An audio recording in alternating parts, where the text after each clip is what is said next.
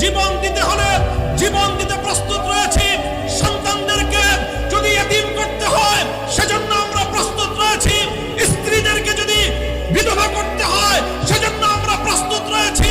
মায়ের বুক যদি আমাদের খালি করতে হয়, আমাদের মায়েরা বুক খালি করে চোখের অশ্রুতে তাদের কলিজার টুকরা সন্তানদেরকে মাটির নিচে খোদার হাতে সমর্থ করবে। কিন্তু ইসলামের জন্য, ইসলামের বিপক্ষ কোন শত্রুর সাথে এক মুহূর্তের জন্য আপোষ করতে প্রস্তুত নয়।